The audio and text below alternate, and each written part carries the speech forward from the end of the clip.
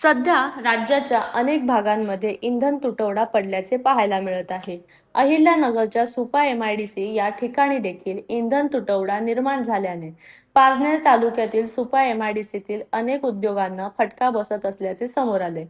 एमआयडीसीतील अनेक कारखाने हे विजेवर चालतात, परंतु वीज खंडित झाल्यानंतर जनरेटरच्या सहाय्याने हे कारखाने चालवले जातात.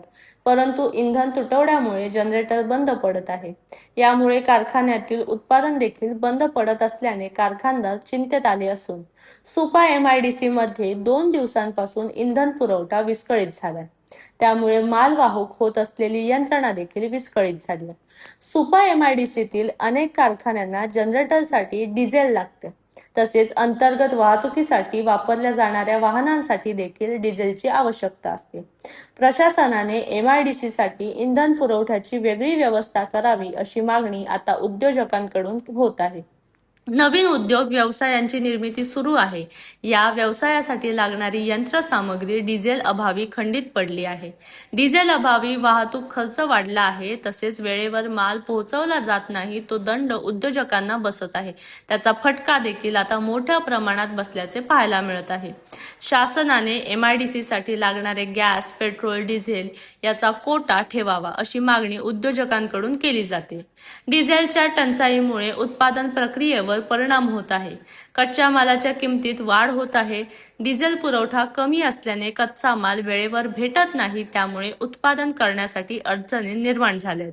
मी रावसाहेब सातपुते, मी सुपा इंडस्ट्रियल असोसिएशनचा पदाधिकारी आहे आणि आमच्या या सुपा इंडस्ट्रीमध्ये जे काय नवीन डेव्हलपमेंट चालू आहे यामध्ये डिझेलचा इंधनचा तुटवडा झाल्यामुळं या ठिकाणी जी काही डेव्हलपमेंट चालू होती ती काही प्रमाणामध्ये काही अंशी थोडीफार त्याच्यामध्ये खंड पडलेला आहे.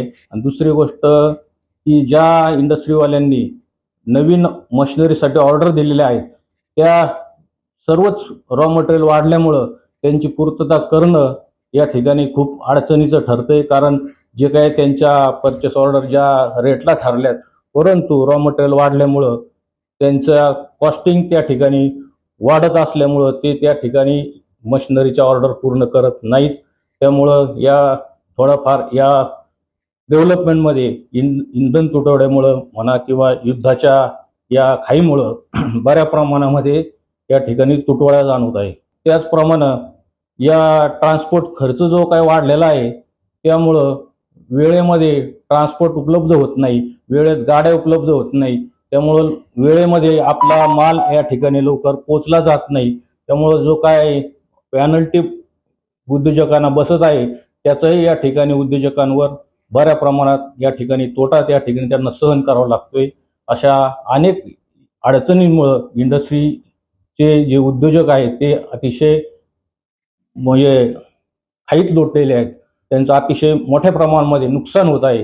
तरी या ठिकाणी शासनाला मी अशी विनंती करतो की या ठिकाणी आपण या इंधन तुटवड्याच्या संदर्भामध्ये आपण काहीतरी ठोस असा निर्णय घ्यावा आणि जे काही इंडस्ट्रीसाठी लागणारा गॅस आहे, डिझेल आहे, त्या संदर्भामध्ये थोडाफार कोटा या ठिकाणी इंडस्ट्रीसाठी ठेवावा अशा प्रकारची विनंती करतो.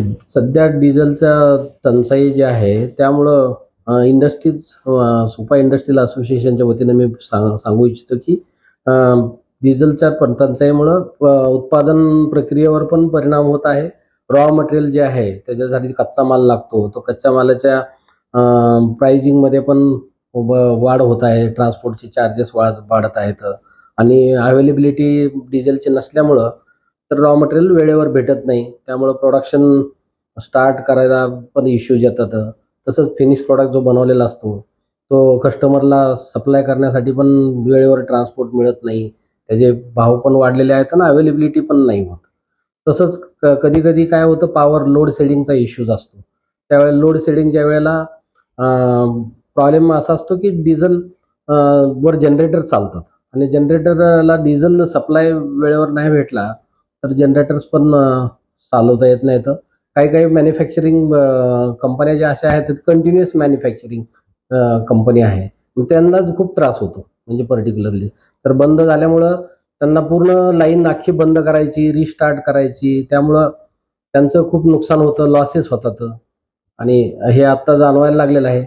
तरी असोसिएशनच्या वतीनं मी एवढंच गव्हर्नमेंटला सांगू इच्छितो की त्यांनी जर इंडस्ट्रीजसाठी काही वेगळा कोटा